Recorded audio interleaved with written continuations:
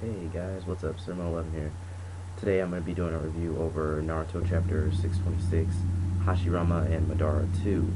So basically the conversation with Madara and Hashirama continues.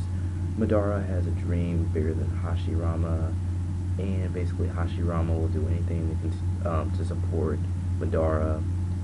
And I don't really get why the relationship between Naruto and Sasuke and the one between Hashirama and Madara. Like, basically, what did these Uchihas do to cause them to like them so much, despite all the bad things they've done to them? Um, I mean, Sasuke left the village, nearly killed Naruto, and he's still chasing after him. Um, and really, with Hashirama and Madara, it's even worse. Like, they've been fighting for so long, and then their clans were fighting. And, Madara, he seemed like he could flip to either side. Like, he could be your friend one day and then be your enemy the other day.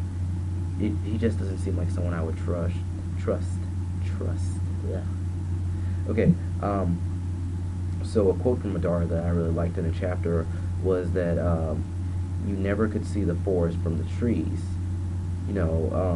Basically he couldn't. Hashirama couldn't see the big picture. Manga Stream shared some artwork that I actually liked. It was Sasuke and Sakura in samurai style fighting. I thought that was pretty nice. I think Kishimoto did a cover of some of the characters in samurai suits maybe a few months ago. I was gonna say weeks, but nah. So back to the chapter. Madara leaves the village, and the village starts to prosper. The world outside the village began to copy the ways and basically copy the ways of the village, and everyone's starting to make their own village. So you heard it here first. Leaf Village was kind of the basis for the other villages. I really like how Kishimoto did that. I find it really awkward that Hashirama says that the kids in the village would live long enough to see the wonders and horrors of alcohol. It just seemed really awkward at that point.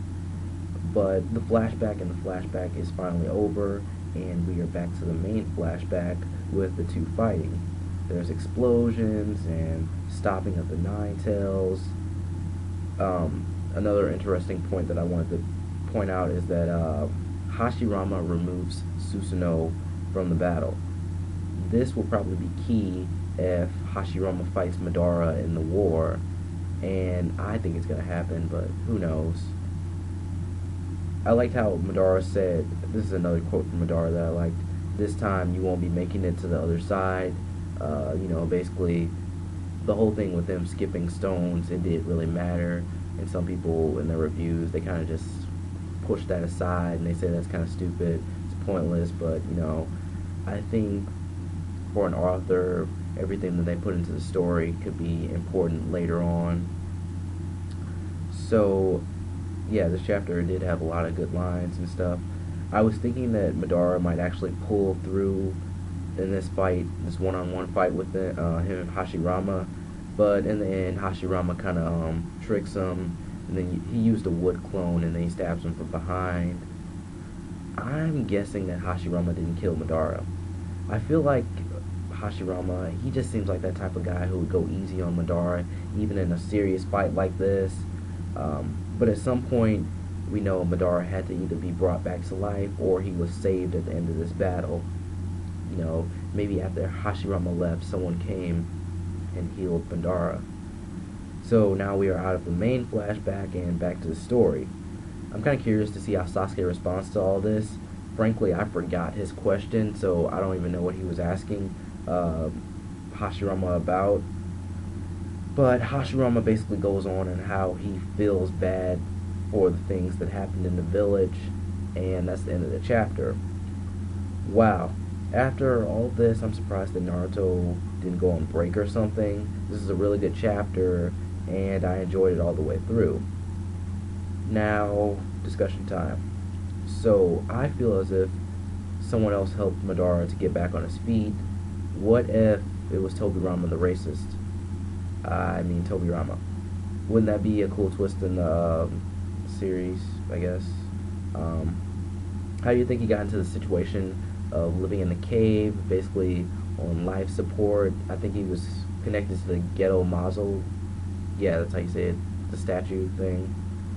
I'm also guessing that Naruto will lose his mind when he sees the Hokages. You know, he'll go into like fanboy mode, probably hit his father some more, and everyone will be happy to see the third Hokage. And as said before, next time I'm expecting Sasuke's thoughts on the flashback and such. I know this is random, but can you keep items from the Edo Tensei people? Could Naruto keep his father's kunai?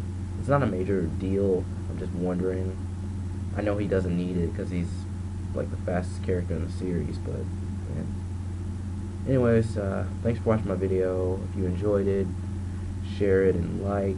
You can find me on Facebook and Instagram. Both accounts are SirMel11. And make sure to follow me on Twitter at Melvin2898. And you'll probably see me later today to do my review of Bleach. Have a good day, guys.